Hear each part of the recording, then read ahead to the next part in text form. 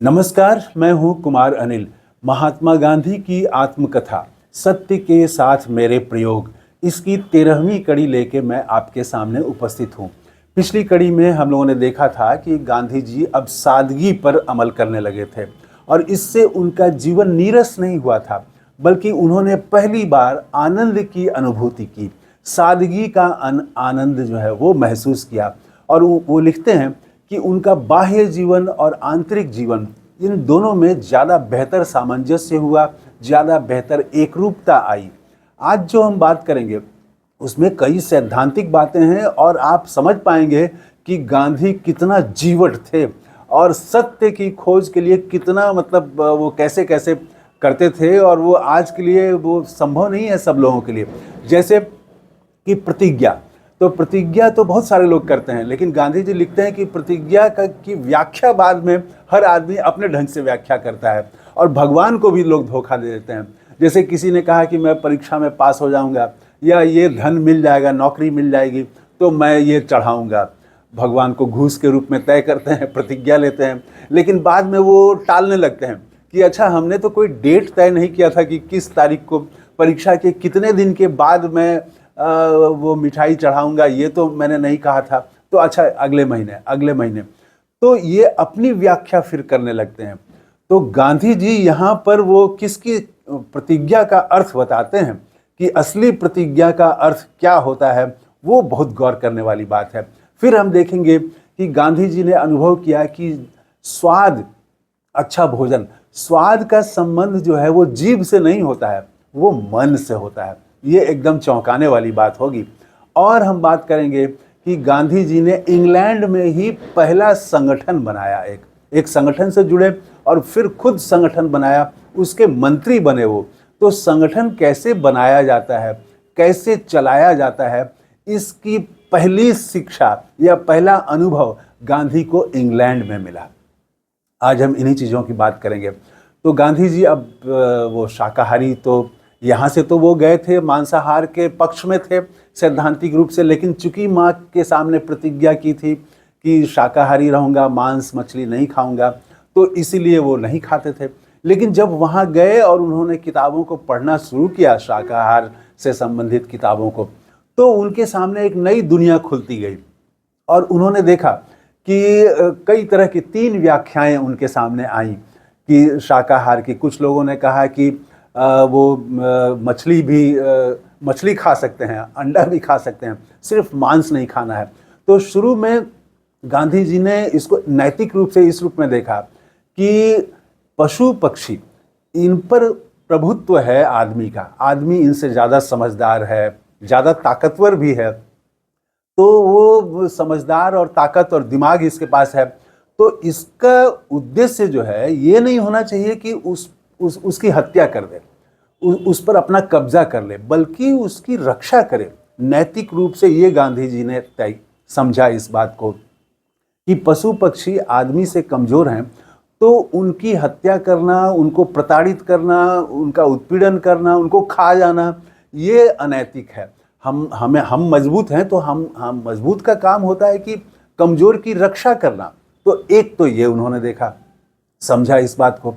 और जैसे वो उदाहरण भी देते हैं कि जैसे हम जो है वो आदमी एक दूसरे की मदद करता है, एक दूसरे का उपयोग करता है, ऐसे ही पशु पक्षी भी, उनका भी उपयोग किया जाना चाहिए, लेकिन वो उनकी हत्या करके और मांस खा जाएं उसको मांस के रूप में, तो ये ठीक नहीं है। तो ये एक तो ये नैतिक रूप से ये तय किया। इसके बाद में फिर उन्होंने समझा कि भोजन जो है, भोजन क्या है। तो हम लोग यहाँ कहते हैं कि कुछ लोग खाने के लिए ही जिंदा रहते हैं और कुछ लोग जिंदा रहने के लिए खाते हैं। तो गांधी जी ने यहाँ पर समझा कि भोजन जो है वो भोग के लिए नहीं है, बस शरीर की ज़रूरत है, तो उस ज़रूरत को पूरा, शरीर को भूख लगती है तो उस भूख को मिटाने के लिए ही बस आपको खाना है। ऐसा नहीं कि आप खाने के लिए ही जिंदा हैं, खाने के लिए ही खोज रहे हैं, रोज़ अच्छी अच्छी चीज़ कैसे खाएं। ये यहाँ से वो एक तो परिवर्तन ये भी आया। फिर उसके बाद कई ने इनको सुझाया कि तुम मांस खाना छोड़ दो, मछली खाओ। कई ने कहा कि मांस, मछली, अंडा, क्या दूध भी छोड़ देना चाहिए। कई ने कहा कि सिर्फ फल पर रहना चाहिए। क्योंकि आदमी जो है वो सिर्फ फल पर रहने के लिए, पके हुए फल जो खुद से पक करके झाड़ से पेड़ से गिरते हैं, उन्हीं को खा के रहना चाहिए। तरह तरह के विचारों से उनका सामना होना शुरू हुआ।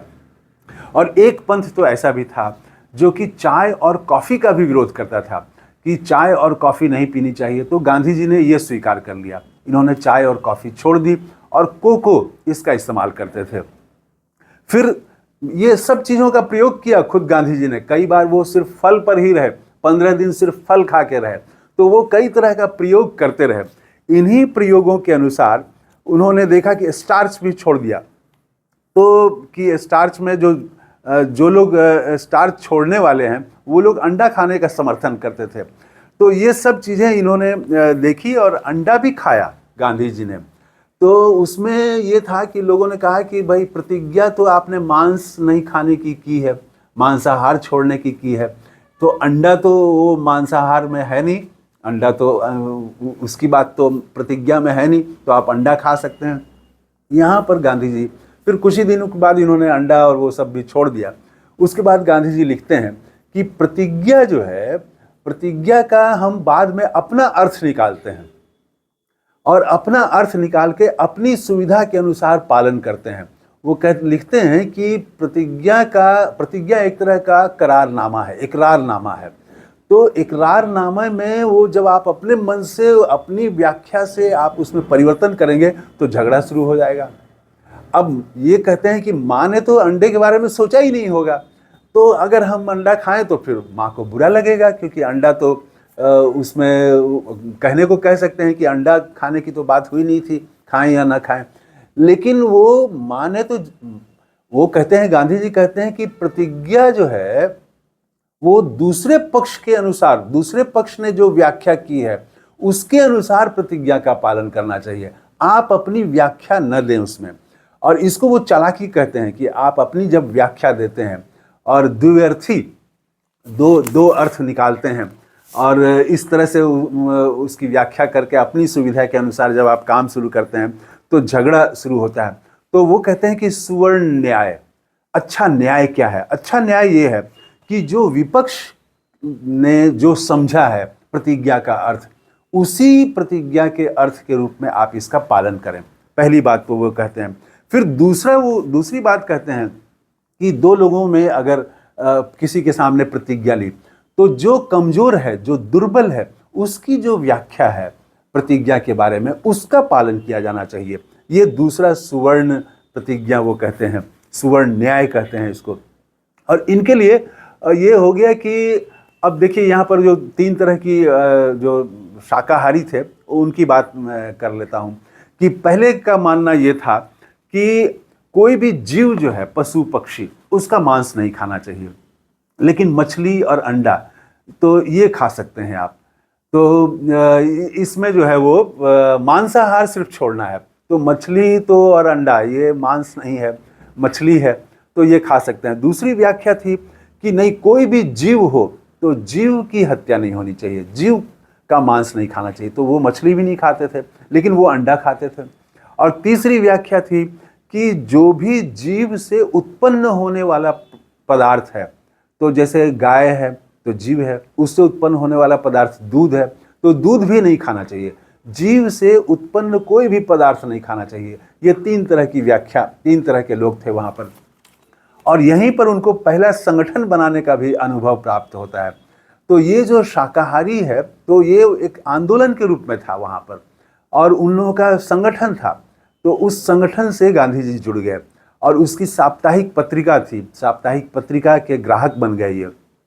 और बहुत जल्दी इनकी सक्रियता और इनका जो कमिटमेंट था, तो प्रतिज्ञा, उसको सब देखते हुए ये बहुत जल्दी उस कमेटी के सदस्य चुन लिए गए। फिर इन्होंने जिस मोहल्ले में ये रहते थे उस समय, बेज वाटर नाम था उस मोहल्ले का, तो उन्होंने मोहल्ले के लोगों से बातचीत की। देखिए वही गांधी हैं जो कि अंग्रेजों से बात करने में शर्माते थे, अंग्रेजी बोलने में हिचकते थे। अब वो मोहल्ले में घूम घूम के उन्होंने लोगों को समझाया और बात की, और शाकाहारी मंडल की अपने मोहल्ले में पहला जो है संगठन इन्होंने बनाया और शाकाहारी मंडल के अध्यक्ष बनाए उसी मोहल्ले के एक व्यक्ति को। सभापति बनाया, ओल्ड फील्ड उनका नाम था, और खुद गांधी जी उस मंडल के मंत्री बने वो। तो ये संगठन कैसे बनता है, इसका अनुभव भी उनको इंग्लैंड में खुद संगठन बना के मिला, और संगठन कैसे चलाया जाता है ये भी उनको अनुभव मिला इसका। हालांकि वो ज़्यादा दिन तक चल नहीं पाया वो संगठन, क्योंकि गांधी जी की एक और खासियत थी कि ये हर कुछ दिन के बाद मोहल्ला अपना बदल देते थे ताकि नए लोगों से संपर्क हो, नई चीज़ों को देखें समझें। तो कुछ दिनों के बाद इन्होंने मोहल्ला बदल दिया, तो वो फिर संगठन भी ज़्यादा दिन चल नहीं पाया। तो हमने देखा कि गांधी जी कहते हैं कि जो स्वाद है, पहले जो है मसाले का प्रयोग, तरह तरह का अच्छा भोजन, मिठाई मंगाई थी गुजरात से वो गांधी जी ने, और मसाले मंगवाए थे, वो सब इन्होंने बंद कर दिया। मिठाई घर में पड़ी रह गई लेकिन उसका सेवन नहीं किया। तो वो कहते हैं कि पहले बिना मसाले वाली सब्जी में कोई स्वाद नहीं लगता था कि क्या मतलब ऐसे ही वो घास फूस खा रहे हैं। तो लेकिन जब ये विचारों से इस तरह से गुजरने लगे, जब अपने विचारों को परिमार्जित करने लगे, तो तब इन्होंने देखा कि अब उसी खाने में, बिना मसाले वाले खाने में ही इनको स्वाद आने लगा। तो गांधी जी लिखते हैं कि स्वाद का संबंध जीभ से नहीं होता है, वो हमारे मन से होता है, हमारे दिमाग से होता है। अगर आप मान लें कि ये बहुत अच्छा है, स्वादिष्ट है, तो आप देखेंगे कि एक ही भोजन जो है, कई लोग उसको कहेंगे कि बहुत अच्छा है, कई लोग कहेंगे कि एकदम बेकार है। तो वो असल में जीभ से तय करते हैं, और आपका दिमाग बताता है कि ये अच्छा है और ये खराब है। तो अगर आपके दिमाग में हो जाए कि नहीं, ये खाना ही अच्छा है, ये खाना खराब है, जब आप तय कर लेते हैं, आपके मन में ये बात बैठ जाती है, तो आप जिसको वो बुरा लगता है वो कल होके आपको वो अच्छा लगने लगता है। तो वही कहते हैं गांधी जी कि भोजन का संबंध जो है वो जीभ से ज़्यादा नहीं है, वो दिमाग से है कि आपके मन में क्या है, आप चाहते हैं वो वही खाने के लिए जीना। तो उनके लिए तो रोज़ नया स्वाद चाहिए, रोज़ नया स्वाद बदल बदल के खाते हैं, खाने में ही खर्चा करते हैं। जबकि गांधी जी ने खाने में बहुत कम खर्चा किया, खाने में भी वो तरह तरह का प्रयोग करते रहे। जैसे वो भोजनालय में जब जाते थे तो भोजनालय में 2 हिस्से होते थे। एक हिस्सा होता था कि जिसमें कि हर पदार्थ जो भी आप लेंगे उसका अलग से आपको पैसा देना पड़ता, तो इसमें शीलिंग 2 शीलिंग खर्च हो जाता। और एक भाग ऐसा होता, इसमें संपन्न लोग जाते थे, और एक हिस्सा ऐसा होता था जिसमें साधारण लोग, गरीब लोग जाते थे। और वहाँ पर क्या था कि आप वो कुछ शीलिंग में ही आपको वो 3-4 तरह की चीज़ें मिल जाती थी, डबल रोटी भी एक्स्ट्रा दे दिया जाता था। तो ये वो इस तरह से, और वो पेनी में दिया जाता था, बहुत कम, शीलिंग से भी कम पैसे में वो मिल जाता था। तो ये पेनी वाले हिस्से में ही जाते थे और वहाँ जा कर के ये अपना भोजन कर लेते थे। तो ऐसा इन्होंने बहुत सारा प्रयोग किया सादगी के साथ। अब जो है वो शाकाहार को एक धर्म की तरह इन्होंने अपना लिया, और वो जो है, जैसे पहले तो मांसाहार को सैद्धांतिक रूप से सही मानते थे, प्रतिज्ञा के कारण वो नहीं खाते थे। अब वो सैद्धांतिक रूप से मानने लगे कि नहीं, शाकाहार ही सही है, ये मेडिकली सही है, वैज्ञानिक रूप से सही है, हर तरह से ये सही है, धार्मिक और नैतिक रूप से हर तरह से ये सही है। इस पर उन्होंने बहुत सारी किताबें पढ़ी। तो यहाँ ये बड़ा परिवर्तन आया, और गांधी जी ने वहाँ पर कई चीज़ें, ये सब चीज़ें जो हम बात कर चुके, संगठन बनाया और संगठन बनाना सीखा, ये सब चीज़ें हम देखते हैं। और प्रतिज्ञा वाली बात, कि प्रतिज्ञा की अपनी व्याख्या नहीं होनी चाहिए। जो कमज़ोर पक्ष है, जो दूसरा पक्ष है, विपक्ष है, जिसके सामने आपने प्रतिज्ञा ली है, उसकी व्याख्या के अनुसार ही प्रतिज्ञा का अनुपालन करें तो झगड़े कम हो जाएंगे। इस वीडियो में इतना ही। कैसा लगा कमेंट करके ज़रूर बताइएगा। थैंक यू, धन्यवाद, जय हिंद।